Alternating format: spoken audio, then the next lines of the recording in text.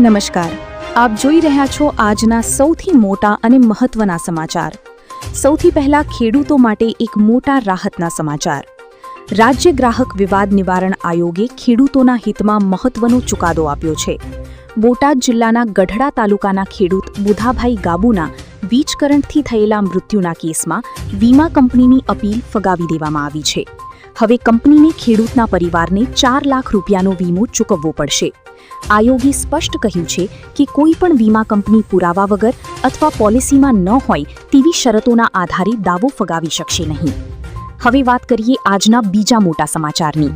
મોરબીમાં ખાનગી કંપનીઓના વીજ પોલ માટે સરકારની નવી વળતર નીતિના વિરોધમાં ખેડૂતો રસ્તા પર ઉતરી આવ્યા છે. અંદાજે 1200થી 1500 ખેડૂતો અને મહિલાઓએ કલેક્ટર કચેરી સુધી વિશાળ રેલી કાઢી હતી. ખેડૂતો 2 ગણાના બદલે 4 ગણું વળતર આપવાની માંગ કરી રહ્યા છે. વિરોધ દરમિયાન મહિલાઓએ પોસ્ટરો સાથે ગરબા રમીને અનોખી રીતે પોતાનો આક્રોશ વ્યક્ત કર્યો. આગળ વધીએ અને નજર કરીએ આગામી મહત્વના સમાચાર પર. જાણીતા હવામાન નિષ્ણાત અંબાલાલ પટેલે જાહેરાત કરી છે કે હવે તેઓ આગામી સમયમાં કોઈપણ પ્રકારની આગાહી નહીં કરે.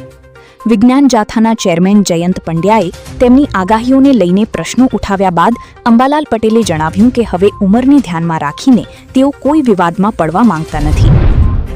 હવે વાત એક ઉપયોગી માહિતીની. જો તમારું પાન કાર્ડ ખોવાઈ ગયું હોય તો હવે ચિંતા કરવાની જરૂર નથી. આવકવેરા વિભાગની વેબસાઇટ પર જઈને ઇન્સ્ટન્ટ ઈ-પેન વિકલ્પ પસંદ કરો, જરૂરી વિગતો ભરો, ઓટીપી દ્વારા વેરિફિકેશન કરો અને થોડા જ સમયમાં તમારા રજિસ્ટર્ડ ઈમેલ પર ઈ-પેનની પીડીએફ મેળવી શકો છો. હવે નજર કરીએ ટેકનોલોજી અને સાયબર સુરક્ષાના સમાચાર પર. જો તમે ChatGPT, જેમિની અથવા અન્ય AI ટૂલ્સનો ઉપયોગ કરતા હો તો ખાસ સાવધાન રહો. સાયબર ઠગો હવે AIની મદદથી નકલી વેબસાઇટ, ફેક પેમેન્ટ પોર્ટલ અને આકર્ષક ઓફર્સ બનાવી લોકોને છેતરવાનો પ્રયાસ કરી રહ્યા છે. સુરક્ષિત રહેવા માટે માત્ર સત્તાવાર વેબસાઇટનો જ ઉપયોગ કરો, અજાણી લિંક પર ક્લિક ન કરો અને મલ્ટી ફેક્ટર ઓથેન્ટિકેશન જરૂરથી ચાલુ રાખો. હવે વાત કરીએ રોકાણ સાથે જોડાયેલા એક મહત્વના અપડેટની.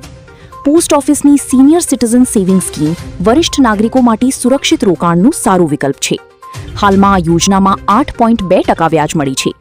અંદાજે 22 લાખ રૂપિયાનું રોકાણ કરવાથી દર મહિને લગભગ 15,000 રૂપિયાની આવક મેળવી શકાય છે. હવે નજર કરીએ શિક્ષણ ક્ષેત્રના મોટા સમાચાર પર. કેન્દ્ર સરકારે સુપ્રીમ કોર્ટમાં જણાવ્યું છે કે નવી શિક્ષણ નીતિ 2020 અંતર્ગત દેશભરની શાળાઓમાં સેક્સ એજ્યુકેશન શરૂ કરવાની તૈયારી ચાલી રહી છે. NCERT દ્વારા અભ્યાસક્રમ તૈયાર કરવાની ભલામણ કરવામાં આવી છે. તેનો હેતુ બાળકોમાં જાગૃતિ વધારવાનો અને યૌન શોષણથી બચાવ અંગે યોગ્ય માર્ગદર્શન આપવાનો છે. અને હવે અંતમાં વાત કરીએ પરિવહન ક્ષેત્રના એક રસપ્રદ સમાચારની. કેન્દ્રીય મંત્રી નીતિન ગડકરીએ જણાવ્યું છે કે દેશમાં રોપવે અને કેબલ કાર પછી હવે હવામાં ઉડતી બસ જેવી આધુનિક પરિવહન વ્યવસ્થા લાવવાની દિશામાં કામ ચાલી રહ્યું છે. જો કે આ સેવા ક્યારે શરૂ થશે તેની સત્તાવાર તારીખ હજુ જાહેર કરવામાં આવી નથી. ફિલહાલ આ હતા આજના તમામ મુખ્ય સમાચાર. આવા જ ઝડપી અને વિશ્વસનીય અપડેટ્સ માટે અમારી સાથે જોડાયેલા રહો. નમસ્કાર.